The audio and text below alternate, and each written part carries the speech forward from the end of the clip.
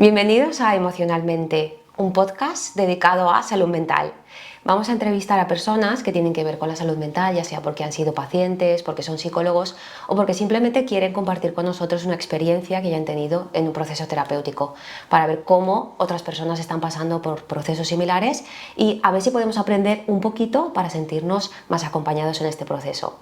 Hoy tenemos a Miriam, que hace mucho tiempo que la conozco y me gustaría darle la bienvenida y contar pues de qué conozco a Miriam, porque la conozco desde hace mucho tiempo. Sí. Yo fui orientadora en un instituto y ella era alumna, luego fue paciente mía cuando salió del instituto y se fue a la universidad, y después estudió psicología y ha sido mi alumna en prácticas. Entonces llevamos un recorrido largo y conozco tu proceso personal y me ha parecido súper interesante verte crecer en ese sentido.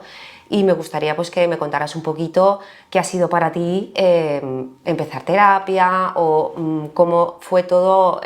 Si quieres empezamos por el principio, ¿no? Por las primeras veces que sentiste esa ansiedad.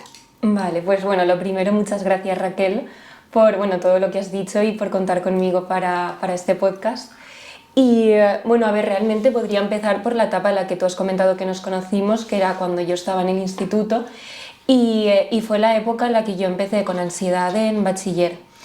Yo empecé primero de bachiller y ahí ya como que los estudios me ponían bastante nerviosa, porque yo me bloqueaba muchísimo con los exámenes, y al ser también una persona bastante exigente conmigo misma, cuando yo veía que esa ansiedad pues me paralizaba un poco y no me dejaba poder con todo, eso me generaba pues más nervios todavía.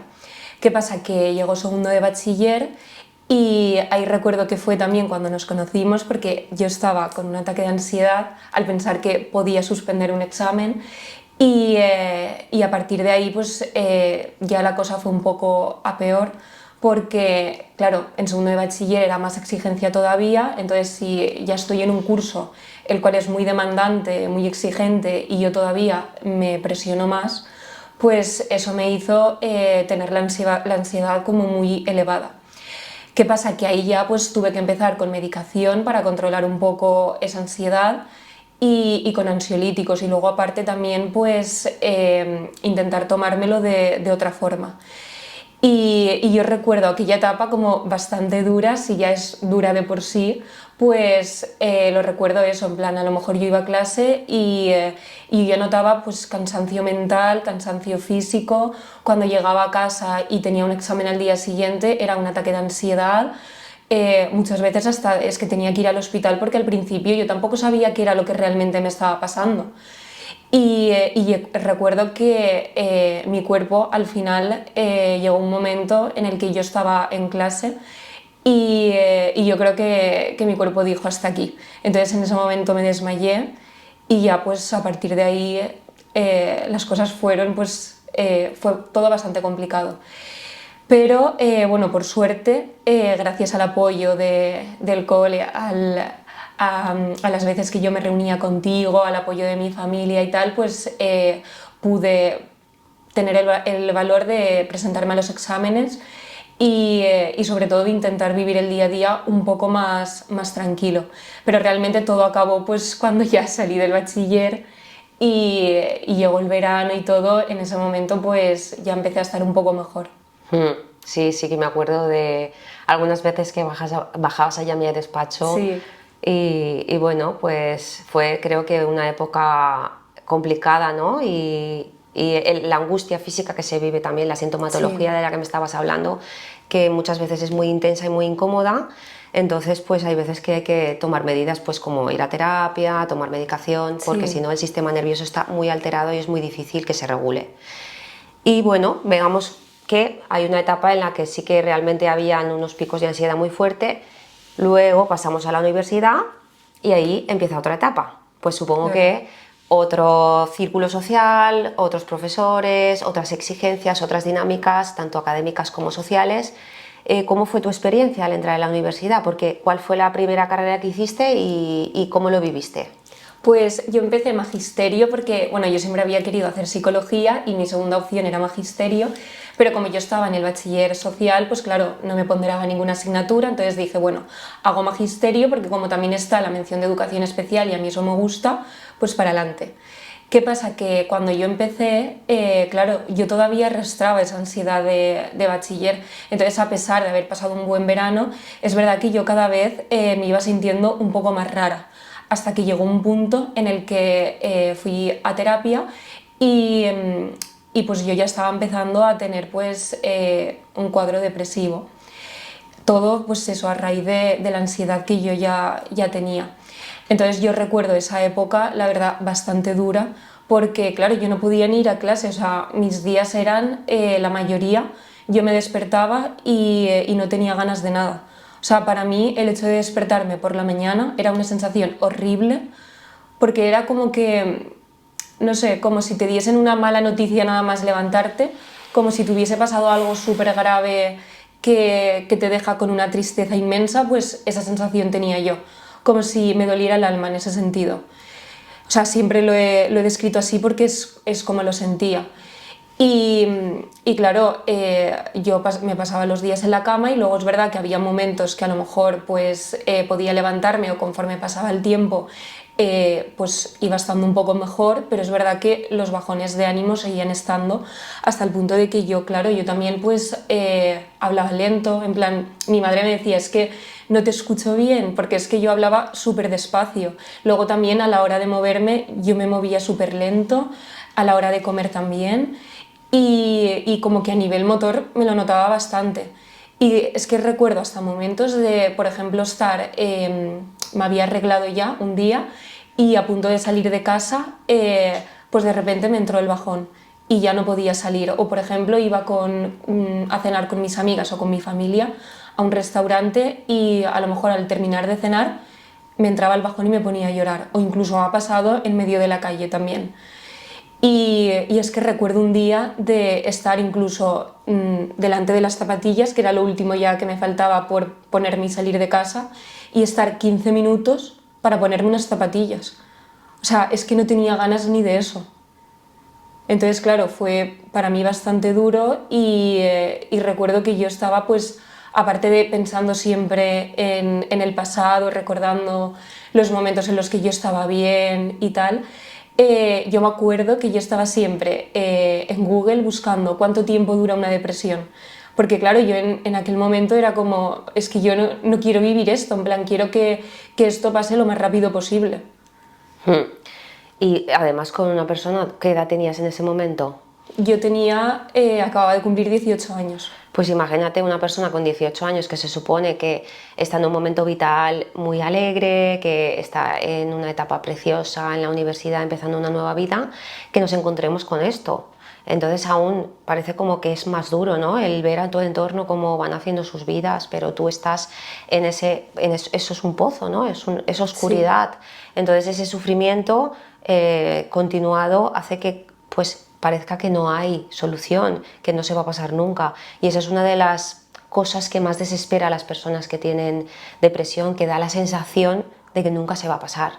Entonces, pues un poco aquí mandar un mensaje a la gente que sí se puede superar, que hay maneras de hacerlo, hay gente que te puede ayudar un montón y que muchas veces, aunque creas que no, dar ese pasito te puede cambiar la vida. Y bueno, aquí estás tú para decírnoslo, ¿no? Sí, no, tienes toda la razón, porque yo en aquella época, pues enseguida que estuve mal, pues ahí estaba acompañada de mi terapeuta, iba pues a lo mejor semanalmente a terapia y luego lo combinaba también con la medicación, que yo al principio pues pensé, jolín, no quiero volver a tener que tomar medicación porque no me apetecía volver a pasar por eso. Pero luego realmente es que en aquella época yo lo necesitaba, siempre acompañado de la terapia, pero bueno, es que también hay momentos en los que toca pasar por eso y es lo que has dicho, es que al final se sale y pues yo poco a poco, gracias a la terapia, pues fui cogiendo herramientas para que todo eso pues pudiera yo gestionarlo un poco mejor. Sobre todo el hecho de controlar mis pensamientos, que en esos momentos es súper complicado porque al final los pensamientos negativos ahí están, pero sobre todo el intentar enfocar un poco mi forma de pensar a un modo mucho más realista y sobre todo centrarme en el presente, a mí eso me ayudó mucho. Claro, y que yo muchas veces lo pienso y digo, ¿cómo hay que ser de valiente y fuerte para, aun sabiendo o pensando y creyendo que no voy a salir de aquí, que esto va a ser para siempre, tener la fuerza de llamar a un psicólogo, pedirle cita, ir hasta allí. Me parece un esfuerzo enorme. Sí. Y realmente las personas que van a terapia creo que se atreven, son valientes, y aunque parezca un tópico, ¿no? Pero me parece como muy... me voy a atrever, ¿no? Voy a abrir esa caja de Pandora que de algún sitio tiene que venir. O sea, al final la salud mental es un conjunto de muchos factores, pero muchas veces nos podemos evadir con pues, Netflix, salir, el ocio, deporte, cualquier cosa nos puede hacer que no lleguemos a tomar conciencia de lo que nos pasa, y esto nos sirve un tiempo, pero al final pues termina un poco por tambalearnos. Esa etapa pasó y terminaste la carrera de magisterio. ¿Y cómo fue tu siguiente etapa? ¿Qué pasó después? Pues luego empecé psicología, que la verdad que estoy súper feliz con la carrera. Después, una vez estaba yo estudiando psicología, pues claro, como yo ya era maestra, pues pude empezar a trabajar de ello. Y es verdad que aquí vino como otra nueva etapa, que en parte pues he tenido experiencias muy bonitas dentro de la profesión, pero también ha habido algo que me ha acompañado durante este tiempo, y es ese perfeccionismo que yo empecé en bachiller a sentirlo, pues en el ámbito profesional lo empecé a notar bastante, porque claro, al principio empiezas a trabajar de algo que realmente no conoces bien, y eso pues te genera muchísima inseguridad. Entonces yo recuerdo las primeras veces que, claro, yo sí no sabía muy bien por dónde empezar una clase o realmente qué era lo que tenía que hacer, pues yo a lo mejor llegaba de trabajar y estaba toda la tarde buscando información, preparándome la clase del día siguiente, elaborando materiales, pero todo eso constantemente. Entonces, ¿qué pasa? Que aparte de yo necesitar ese control, como tener la situación súper controlada, también me daba cuenta de que yo eso quería como también mostrárselo a todo el mundo. Pues por ejemplo al equipo directivo yo quería que todo el mundo viese que yo sabía hacer bien las cosas. Entonces ya no era solo el agobio de no saber muy bien cómo llevarlo, sino tener que hacer ver a los demás que yo sabía hacerlo, y que yo lo que hacía lo hacía todo perfecto y lo hacía todo muy bien. Entonces claro, eso también ha sido un error que he tenido que ir trabajando. Esa validación externa, ¿no? El necesitar que la otra persona te diga lo has hecho bien, buen trabajo, y esto es algo a lo que nos han acostumbrado o estamos acostumbrados desde pequeños. Haces un dibujo que está bien y tus padres te dicen ¡ay, qué bonito!, o tu profe te dice muy bien. Haces un examen y te sale buena nota, te da la enhorabuena. Entonces es normal que nos vayamos focalizando hacia la búsqueda de la aprobación externa. Es algo muy humano, pero cuando esto se nos va de las manos es cuando hacemos todo este tipo de acciones compulsivas, de revisar demasiado quizás los trabajos de clase, el repasar muchísimo un examen. ¿Qué pasa cuando yo repaso o sobre repaso un examen? Que quizás me voy más tarde a dormir, que hace que descanse peor, que esté más nerviosa, que al día siguiente me levante peor y que el examen me salga peor. Entonces tenemos que darnos cuenta dónde está esa línea de repasar o de revisar y donde ya pasa a la compulsión, porque la compulsión es muy agotadora y genera que el sistema nervioso esté muy agotado. ¿Y qué es lo que hizo que estudiara psicología? Pues claro, la verdad es que es una carrera que yo siempre había querido estudiar, y ya cuando terminé magisterio y empecé a trabajar de maestra, pues me gustaba, pero ahí yo pues seguía notando que a mí me gustaba eso de querer enseñar, pero en vez de enseñar contenidos más académicos, pues abordar un poco más la parte emocional, como por ejemplo enseñar un poco pues a gestionar las emociones, a tolerar esa frustración que muchas veces tienen los niños y no saben cómo controlar. También pues a favorecer un poco las relaciones sociales, trabajar la autoestima. Entonces, claro, ahí me di cuenta de que realmente para mí la psicología era pues como una forma de vida. Y ahí fue cuando yo tomé el paso de empezar la carrera, y de verdad que yo creo que ha sido la mejor decisión que he tomado nunca, y tengo muchas ganas de ya terminarla, que nada acabo, y poder dedicarme a ello. Pues me alegro mucho, y además que te quiero decir que admiro que estés dando esta información tan privada tuya, porque muchas veces esto nos genera como un miedo al juicio, ¿no? Y más tú teniendo esa necesidad de aprobación externa, que hagas esto que estás haciendo ahora mismo, le da todavía más valor a lo que haces. Porque el mostrar nuestra vulnerabilidad, yo creo que es de valientes. El decir, pues mira, es que no estoy bien, o necesito ir a, o quiero ir a un psicólogo. Entonces, además que después de todo lo que has vivido, lo que has superado, hayas estudiado psicología, me parece la combinación perfecta para que seas una grandísima profesional, que espero verte también crecer como profesional, y que un poco también me cuentes desde tu punto de vista qué le dirías a las personas que están pasando por un proceso que quizás están infravalorando, que no saben si ni siquiera el nombre de lo que les pasa. ¿Qué podrían ser las red flags para personas que no se encuentran bien, pero que no están seguras si están mal o no? Pues yo creo que en este sentido lo principal es lo que tú has comentado antes, de no tener miedo al juicio y aprender que muchas veces cuando estás en manos de profesionales, esas personas nunca te van a juzgar, se van a poner en tu lugar, te van a entender. Y sobre todo luchar con una sociedad que, como tú has comentado, es como que ignora mucho la vulnerabilidad, lo asocia a debilidad, y yo es algo que la verdad que nunca he compartido, porque pienso que cuando nos mostramos tal y como somos y aprendemos pues un poco a darnos cuenta de qué es lo que nos pasa, es cuando decidimos tomar el paso y decimos, vale, pues esto no lo estoy entendiendo, igual alguien me puede ayudar. Y creo que es muy importante ir a terapia, y sobre todo algo que me gustaría destacar es que no hace falta ir cuando ya estamos muy mal. O sea, yo creo que la prevención es súper importante, e incluso cuando a veces hay partes de nosotros mismos que a lo mejor no nos gusta o queremos cambiar. Por ejemplo, a lo mejor una persona que se compara mucho con los demás, una persona con baja autoestima, que a lo mejor no sabe poner límites, que quiere mejorar sus vínculos sociales. Yo creo que eso ya es motivo para ir a terapia y para trabajar todo lo que queremos cambiar. Me gusta mucho que digas que no hace falta que estemos súper mal para ir a terapia, porque además cuando estamos mal lo único que hacemos es intentar no ahogarnos. Hasta que no llegamos a un momento en el que estamos más regulados emocionalmente, es muy difícil darnos cuenta de otras cosas. Digamos que la primera etapa de la terapia normalmente es regular al paciente, y después es cuando digo yo, aquí empieza el trabajo. Pero mucha gente en ese momento quizás lo deja porque cómo se siente mejor.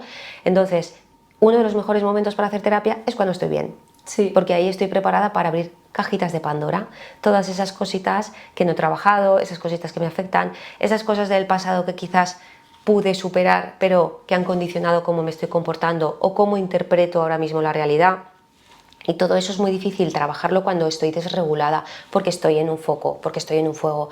Entonces, el psicólogo no es un apagafuegos, sirve para apagar fuegos, pero sirve también para realmente aprender a conocernos un poco más, saber cuáles son nuestras carencias, nuestras debilidades, nuestras fortalezas, y trabajar para siempre. Yo digo que esto es un trabajo de por vida, que es como el que va al gimnasio. Tú vas un mes al gimnasio o vas 6 meses y no dices, yo ya he ido al gimnasio, ya no vuelvo, no. Tú vas al gimnasio regularmente. Entonces, en terapia para mí es lo mismo, ¿no? Cuidar mi salud mental no significa ir a terapia una temporada, sino tener esa conciencia de, pues mira, fíjate, esto es un pensamiento intrusivo, esto me está pasando ahora, o fíjate, estoy volviendo a tener esta conducta, o me estoy volviendo a comparar. Necesito saber cuáles son mis fantasmas. Si yo no sé cuáles son mis fantasmas, van a venir como, vamos, como si estuvieras en una pista de tenis con las máquinas estas que te tiran las pelotas. Sí.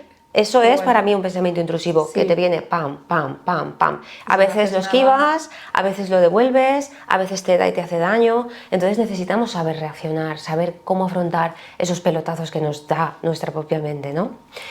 Entonces, bueno, pues a mí estoy encantadísima de que nos hayas dado tu testimonio, porque es súper valioso como paciente y como psicóloga.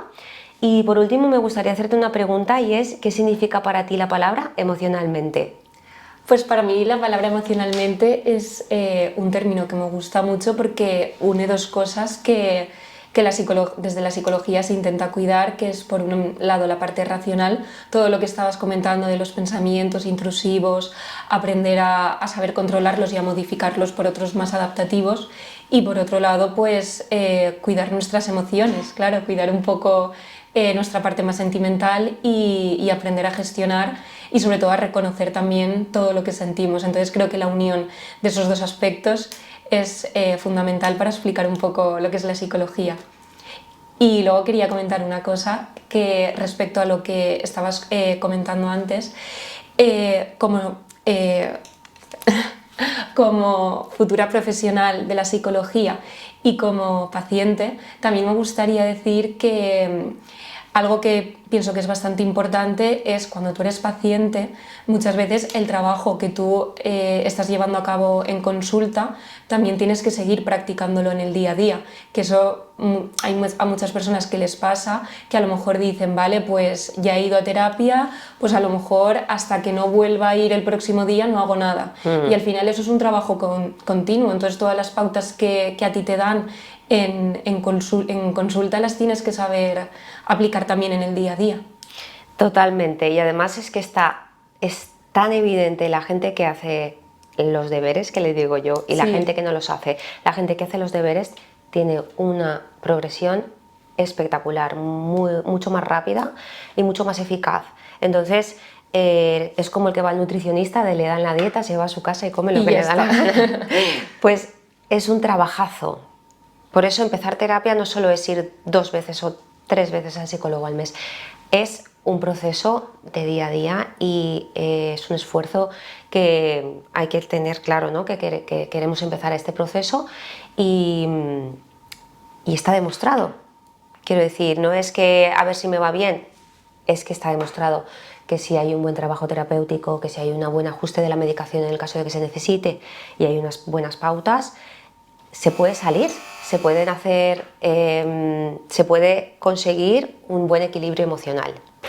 Pues nos despedimos de este episodio dándole las gracias a Miriam por su aportación y ese testimonio tan valioso, y a vosotros por el tiempo dedicado, y que sepáis que aquí estaremos para contar historias muy emocionalmente.